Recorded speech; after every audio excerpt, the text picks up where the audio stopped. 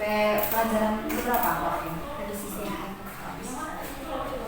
Oke, sebelumnya terima kasih ya, jadi sudah datang pada hari ini di ruang PK. Artinya hari ini kita mau melakukan sesi konseling individu ya. Jadi pelajaran Pauline sampai jam terakhir. Iya. Oke, jadi di sini bersedia tanpa paksaan ya. Artinya kita pada hari ini akan melakukan konseling individu, di mana konseling individu terkait masalah yang kemarin tentang cyberbullying ya. Untuk mengawali konseling kita pada hari ini, marilah kita sama-sama berdoa menurut agama dan kepercayaan masing-masing, berdoa dimulai. Selesai, sama-sama kita mengucap lokasi basmalah ya. Bismillahirrahmanirrahim. Nah, untuk kesepakatan waktu, Ibu minta waktu Jenny 1 kali 45 menit. Artinya kita pertemuan hanya 1 kali, tetapi kita melakukannya 45 menit dari sekarang. Ya, apakah Jenny bersedia? Bersedia. Nah, untuk sesi konseling individu ini ada beberapa asas ya. Yang pertama itu ada asas kerahasiaan, kesukarelaan, dan keterbukaan. Artinya yang pertama kita ada asas kerahasiaan. Nah, di mana di asas kerahasiaan ini Ibu dan Bu Mira, Jenny juga memegang rahasia pertemuan kita pada hari ini, dan jangan sampai menceritakan kepada siapapun. Atau itu indikasi bahwasannya itu ada hal-hal yang mengancam. Itu kan kalau bisa kita sebut cyberbullying ya. Artinya di situ ada chat Jenny mengechat Salwa yang sifatnya mengancam seperti itu. Apa benar? Ibu mau tanya dulu sekarang. Apa benar Jenny WA seperti itu pada Salwa? Benar. Tapi Jenny kenal memangnya sama Salwa? enggak Nggak kenal sama sekali tadi. Nah, terus kenapa Jenny WA seperti itu kepada Salwa? Kenapa? Jadi itu ceritanya saya tuh pernah pacaran anak jurusan UPW kelas 10. Jadi tadi itu saya minjem HP-nya Gusti kemarin itu. Terus saya ngeliat foto pacar saya itu, Rosid itu, sama Salwa itu. Sama yang anak kelas 11 itu. Iya. Terus Saya tanya sama kawan saya, nggak ada yang kenal. Terus saya tanya sama Gusti, dia juga nggak mengaku.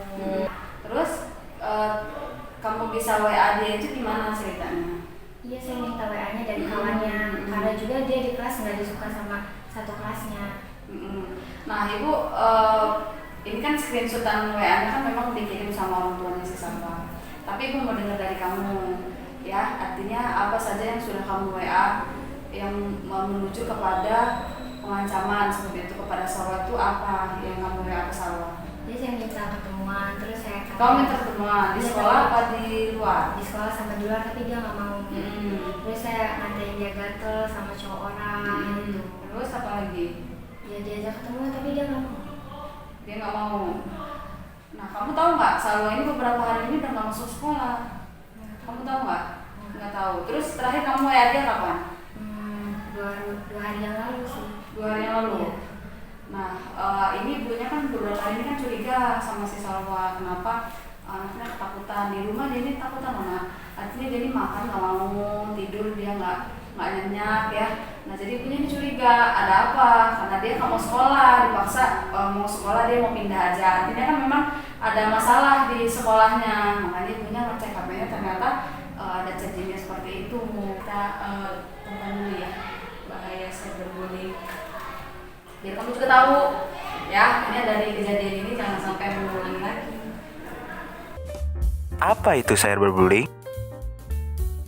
Cyberbullying adalah tindakan yang dilakukan oleh seseorang atau sekelompok orang terhadap orang lain melalui pesan teks, gambar, atau video yang cenderung meremehkan dan melecehkan.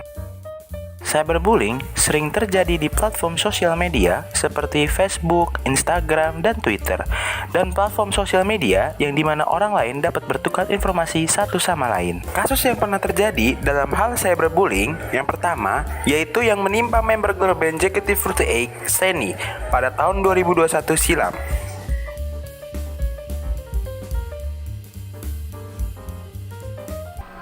Bisa juga dia depresi. Dari kejadian yang Jenny alami itu ya, dari Jenny WA ke Salwa itu, menurut Jenny itu hal yang sudah baik kah melakukan hal seperti itu kepada orang lain? Menyadari ya bahwasanya hal-hal seperti itu tuh jangan dianggap sepele ya, karena hal-hal itu tuh bisa jadi berdampak kepada si penerima pesan kita, walaupun itu cuma pesan ya, karena sekarang ya itu tadi udah ada undang-undangnya untuk terkait cyberbullying. Artinya kita membuli itu bukan sekedar kita langsung ketemu kita sekarang itu bukan. Nah kalau untuk di media sosial juga ada itu namanya cyberbullying itu. Ibu maaf ya sebelumnya ya, ibu tanya lebih dalam lagi terkait masalah keluarga mungkin ini, tapi ini jawab jujur. Artinya Mira tanya ke ranah yang keluarga ini boleh kan? Nah, Mira bertanya jadi tinggalnya sama siapa di rumah? Sama mama sama ayah dia. Sama ayah tiri. Itu ayah kandungnya udah meninggal apa belum? Belum, masih ada sampai sekarang. Jadi sekarang tinggal sama ayah tiri. Berarti ayah kandungnya cerai sama ibu. Dari Jenny umur berapa?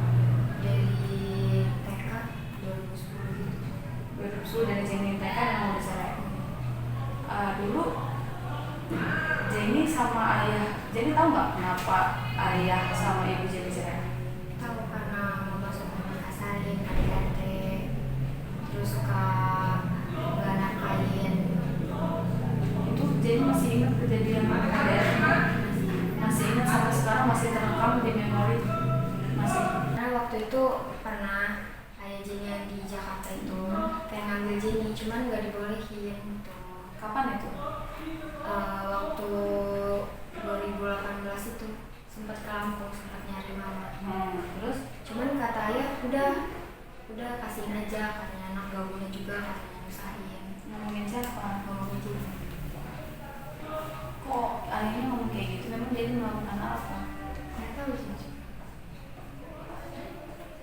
Tapi memang dari awal dia ngasuh ayah kan dari umur setelah nikah sama ibu. Iya, cuman tadinya ayah pengen ngambil 2 doang.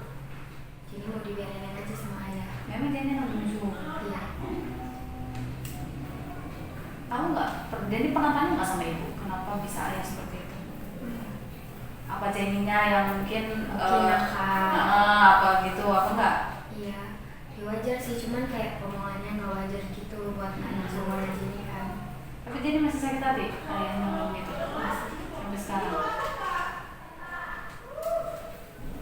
Tapi kalau misalnya ibu curhat, nih, misalnya Jenny curhat sama ibu, gitu ya, apa kata ibu biasanya?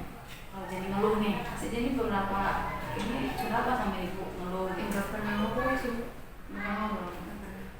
Tapi ibu deket ya sama anak ayah itu yang Iya, dia lebih deket sama anak tirinya daripada sama Jenny sampai sekarang. Jadi mungkin ibu juga agak keras ya mendidik kamu, karena salah satunya mungkin karena sifat ayahmu ada jadi kamu. Memang kalau buah itu nggak jatuh dari pohon ya, cuman kan dengan kejadian begini kan kamu bisa tahu mana yang baik, mana yang buruk, gimana caranya supaya orang tua lebih sayang, itu kamu yang paling tahu harus melakukan apa ya, harus seperti apa ya. Jangan sedih. Ibu kan hanya ingin tahu latar belakang keluarga, karena ibu itu tadi ibu bilang bisa jadi emosi seseorang itu terjadi pada saat dia dalam masa lampaunya. Kok nangis sih? Udah nangis. Jadi nggak pernah curhat sama ibu ya? Nggak pernah. Artinya mulai dari sekarang kalau seandainya Jenny ada masalah atau apapun itu bisa curhat sama Bu Mira. Atau kan sini ada guru-guru nikahnya, atau Oh, Jenny dekat sama siapa di kelas? Sama temen sih bukannya. Teman-teman ada nggak teman curhat Jenny di kelas? Kadang iya aja gitu, sama ada orang yang keluarganya aku apalagi dia kan. Iya, itu kan dampak dari broken home itu seperti itu lah ya. Tidak ada yang membenarkan broken home itu tidak mengakibatkan anak-anaknya bahagia. Pasti ada yang merasa anaknya kurang sedih, kurang kasih sayang, pasti begitu ya. Makanya salah satu dampak broken itu kan jadi seperti ini sekarang, emosionalnya meledak-meledak. Nah, sekarang ibu mau menawarkan sesuatu, artinya ibu ingin Jenny lebih bisa mengontrol emosi, ya, dimana nanti kita cara mengendalikan emosinya memakai self control, jadi mengontrol diri seperti itu ya. Nah, coba ya ibu ada tayangan video cara mengendalikan emosi.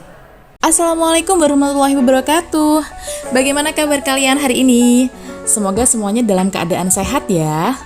Nah, di hari yang cerah ini kita akan bersama-sama belajar tentang cara mengendalikan emosi. Sebelum kita mulai, jangan lupa untuk mengawali kegiatan hari ini dengan berdoa. Apa yang kalian ketahui tentang emosi?